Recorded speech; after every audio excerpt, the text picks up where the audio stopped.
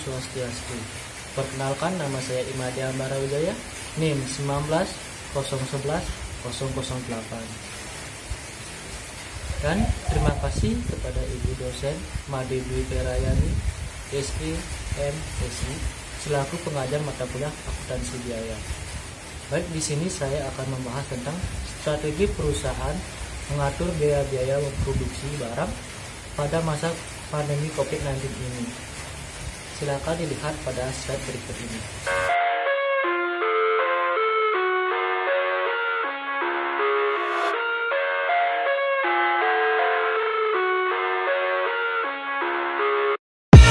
I live inside my own world of make-believe.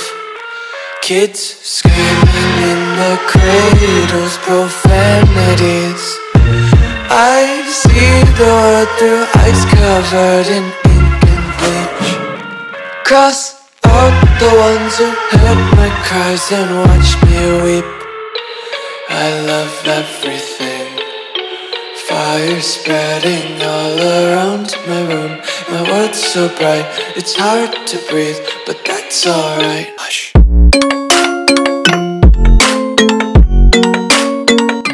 Virus corona atau COVID-19 berdampak serius pada kesehatan, namun juga mengancam stabilitas ekonomi.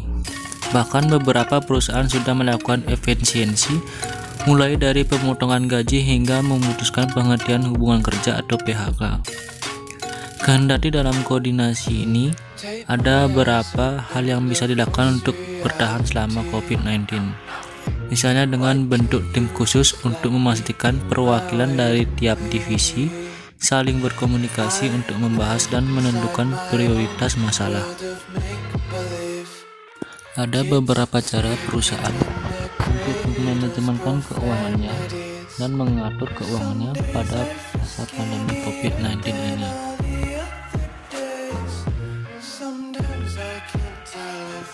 Pertama, ada cash management. Pengaturan arus kas menjadi kunci utama perusahaan untuk dapat melewati tantangan berat di tahun 2020 ini. Perusahaan perlu mengambil langkah-langkah untuk mengamankan persediaan kas, termasuk mengambil tindakan yang diperlukan seperti memperpanjang pembayaran kreditor, negosiasi penangguhan pembayaran sewa, dan kredit bank, negosiasi dengan pelanggan untuk membayar lebih awal, hingga mempertimbangkan keringanan pajak maupun program pemerintah yang memberikan kemudahan bagi pengusaha. Cash management juga meliputi bagian perusahaan mampu melakukan proses keuangan jangka pendek dan menengah dengan baik. Yang kedua, ada contingency planning. Paduan tanggapan darurat perlu langsung disusun untuk mengetahui apa saja sektor krusial dan perusahaan dan memastikan strategi akan diambil aman untuk kelangsungan bisnis ke depannya. Ketahui di mana titik-titik kritis dan rantai pasokan, menyiapkan cadangan darurat saat persediaan menipis dan mengidentifikasi pasokan alternatif termasuk dalam perencanaan darurat ini. Pastikan juga karyawan-karyawan yang berada di posisi krusial untuk mendukung bisnis perusahaan tetap pada bekerja dengan fleksibel tinggi melalui kebijakan work from home dan remote meeting. 3. Ada pengelolaan pemegang saham. Perkiraan arus kas yang baik akan menetapkan perusahaan pada posisi yang lebih kuat saat berdiskusi dengan para pemegang saham. Disarankan perusahaan untuk proaktif dan mengambil inisiatif untuk secara aktif berhubungan dengan otoritas pajak. Perhatikan karyawan. Memahami profil karyawan menjadi sangat penting dalam situasi ini untuk menemukan berbagai opsi untuk solusi tenaga kerja dalam perusahaan. Ada beberapa situasi pengusaha akan menghadapi posisi sulit antara bertahan karyawan atau harus melakukan pengurangan demi kelangsungan bisnis. Kebijakan yang jelas untuk work from home, unified leave, hingga kapan karyawan harus dikarantina di kondisi kesehatan tertentu perlu disampaikan agar karyawan tahu bagaimana posisi mereka dan dapat menerima pesanan dari pemimpin bisnis. Yang kelima, ada tim manajemen krisis. Bentuk tim khusus dan pastikan perwakilan dari tiap divisi saling berkomunikasi untuk membahas dan menentukan prioritas masalah yang dihadapi perusahaan dan mengatasi masalah yang dapat muncul ke depannya.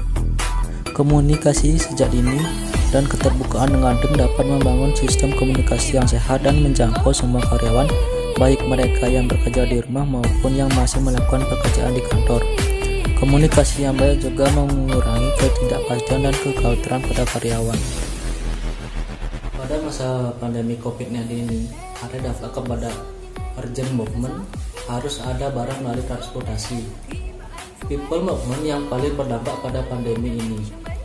Ada dua hal yang penting dilakukan untuk bertahan pada kondisi COVID-19 ini pada perusahaan. Yang pertama, harus mengolah arus kas atau cash flow perusahaan, laba dan rugi serta neraca perusahaan. Perusahaan yang dimana neracanya tergantung pada platform e-commerce, dimana mereka menikmati cash flow-nya yang naik, P dan L yang membaik, dan kerugian semakin menurun. Walaupun tidak memberi dampak yang besar pada balance sheet-nya, karena perusahaan tidak bermain di pasar perbankan, tidak mengadakan aset atau balance sheet-nya. Kedua, melakukan investasi berupa upscaling terhadap pekerja. Upscaling ini biasanya untuk mengurangi biaya-biaya kemarin sebelum COVID-19 ini, seperti peralatan sekolah, bensin, dan biaya fotokopi. Untuk sekarang, upscaling itu lebih melihat dari Android, sinyal, dan paket kartu untuk pembelajaran. Sekian dari video presentasi saya dan terima kasih.